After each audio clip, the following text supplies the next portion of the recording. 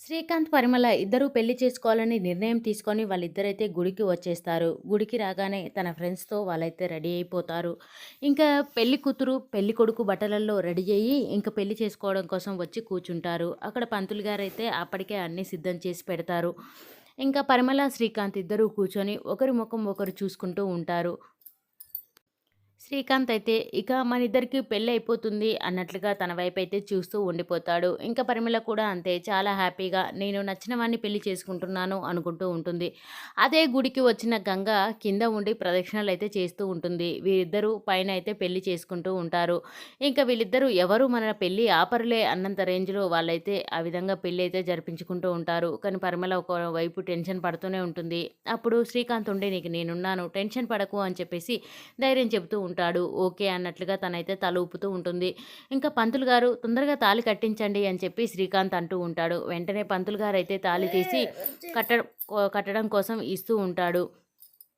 గంగ ఇక వస్తూ ఉంటుంది. అంతలోనే శ్రీకాంత్ ఇంకా తాళిని తీసుకొని పరిమళ మెల్లో కడుతున్నాను. ఇక నాకు నచ్చిన భార్యనే నేను ఎంచుకుంటున్నాను అని చెప్పేసి ఆ తాళి తీసి పరిమళ మెల్లో కట్టబోతూ ఉంటాడు. అంతలోనే ఇంక పైకైతే రానే వచ్చేస్తుంది గంగ. కానీ ఇక్కడ శ్రీకాంత్ గంగ వచ్చిన సంగతి గమనించక ఇంకా పరిమళ మెల్లో తాళి కడుతూ ఉంటాడు. అటువైపుగా దండం పెడుతున్న గంగ ఇటువైపు చూడగానే ఒక్కసారిగా మంత్రాలు వినపడుతూ ఉండడం, అక్కడ శ్రీకాంత్ ఉండడం గమనించిన గంగ ఒక్కసారిగా గట్టిగా శ్రీకాంత్ అని చెప్పేసి అరుస్తూ ఉంటుంది. ఆ మాట విన్న శ్రీకాంత్ తాళి కట్టడం ఆపేసి తన వైపు అలా చూస్తూ ఉంటాడు. చూసి చూడంగానే ఇంకా ఏం చేస్తున్నావు శ్రీకాంత్ నువ్వు అని చెప్పేసి గట్టి గట్టిగా అరుస్తూ ఉంటుంది. ఇంకా పరిమళ షాక్. వామ్మో, నా పెళ్ళి మళ్ళీ ఆగిపోయింది అన్నట్లుగా చూస్తూ ఉండిపోతుంది. ఇంకా తాళి కట్టకుండా ఆగి తన వదినకైతే సమాధానం చెబుతూ ఉంటాడు శ్రీకాంత్. ఏం పని చేస్తున్నావు శ్రీకాంత్, ఆల్రెడీ నీకు పెళ్ళయింది, నువ్వు మళ్ళీ ఎలా పెళ్లి చేసుకుంటున్నావు, తప్పు కదా ఇలాంటి పని చేయడం, ఎందుకు ఇలాంటి పని చేస్తున్నావు అని చెప్పేసి గట్టి గట్టిగా అరుస్తూ ఉంటుంది గంగ. గంగ అరిచినా కూడా శ్రీకాంత్ ఏమాత్రం పట్టించుకోకుండా మళ్ళీ తాళి కట్టడం కోసం చూస్తూ ఉంటాడు. శ్రీకాంత్, నీకే చెప్పేది, తాళి కట్టడం తప్పు, ఈ పని మానుకో అని చెప్పేసి అరుస్తూ ఉంటుంది. వదిన, మీరందరూ నాకు పెళ్లి చేస్తాను అని చెప్పేసి మోసం చేశారు, నాకు పెళ్లి కాలేదు, నా మనసుకు పెళ్లి కాలేదు, నేను నచ్చిన అమ్మాయిని నేను పెళ్లి చేసుకుంటున్నాను, మీరందరూ నాకు బలవంతంగా పెళ్లి చేశారు అని చెప్పేసి తాళిని తీసుకొని మళ్ళీ పరిమళ మెల్లో కట్టడానికైతే శ్రీకాంత్ వంగి ముడి వేయబోతూ ఉంటాడు. ఇంకా వద్దు శ్రీకాంత్ ఆగు అని చెప్పేసి అరుస్తూ ఉంటుంది గంగ. అయినా కూడా వినకుండా తాళి కట్టడం కోసం చూస్తున్న శ్రీకాంత్ను వెళ్ళి గట్టిగా తాలిబొట్టునైతే లాక్కొని వస్తుంది గంగ. తను అలా లాక్కొని రావడం చూసేసి అక్కడ ఉన్న వాళ్ళందరూ షాక్ అయిపోయి అలా చూస్తూ ఉండిపోతారు. ఎందుకంటే శ్రీకాంత్ ఇక పెళ్లి చేసుకోవడం గంగకి ఇష్టం లేదు. ఒకప్పుడు ఇష్టం ఉండే, కానీ ఇప్పుడు ఆల్రెడీ అక్కడ ఉన్న పుష్పని పెళ్లి చేసుకున్నాడు కదా, మళ్ళీ ఇలా ఎలా తాళి కడతాడు అని చెప్పేసి తన చేతిలో నుంచి తాళి లాక్కొని వెళ్ళి అక్కడ నిలబడుతూ ఉంటుంది. ఇంకా శ్రీకాంత్ అయితే వదిన వదిన, ప్లీజ్ వదిన అని చెప్పేసి బతిమలాడుతూ ఉంటాడు. అయినా కూడా గంగ, నేను ఇవ్వను శ్రీకాంత్, ఇలా చేయడం తప్పు, ఇలా చేయడం కరెక్ట్ కాదు అని చెప్పేసి శ్రీకాంత్కి అయితే నచ్చజెప్తూ ఉంటుంది. అయినా శ్రీకాంత్ వినకుండా నేను ఎలాగైనా పెళ్లి చేసుకొని తీరాలి వదిన, నాకు ఇంకా అక్కడ ఉన్న తను నచ్చలేదు పుష్ప అని చెప్పేసి అంటూ ఉంటాడు. నేను నచ్చిన అమ్మాయిని పెళ్లి చేసుకుంటాను, నువ్వు తాళి ఇవ్వనంటున్నావు కదా, ఎలాగైనా దేవుడి ముందు ఈ దండలైనా మార్చుకుంటాము అని చెప్పేసి తన దగ్గర ఉన్న దండల్ని అయితే తీసుకొని మార్చుకోబోతూ ఉంటాడు శ్రీకాంత్. కానీ ఆ దండల్ని కూడా గుంజుకొని వచ్చి గంగ, అలా చేయడం తప్పు శ్రీకాంత్ అని చెప్పేసి ఆ దండల్ని అయితే చేతిలో పట్టుకొని తాళి చేతిలో పట్టుకొని ఉంటుంది.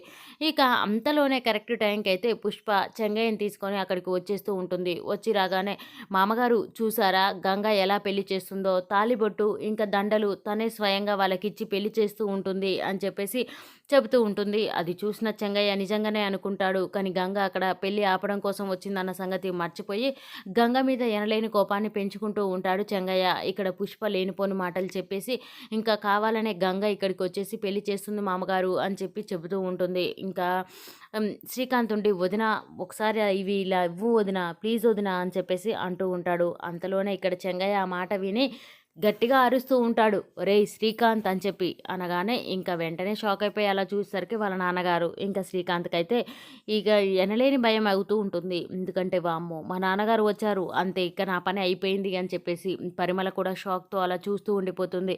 ఇంకా అక్కడికి వచ్చిన చెంగయ్య అయితే, ఏంట్రా మీరు చేస్తున్న పనేంటి, మీరేం చేస్తున్నారు అసలు, ఇక్కడ ఏం జరుగుతుంది అని చెప్పేసి అరుస్తూ ఉంటాడు.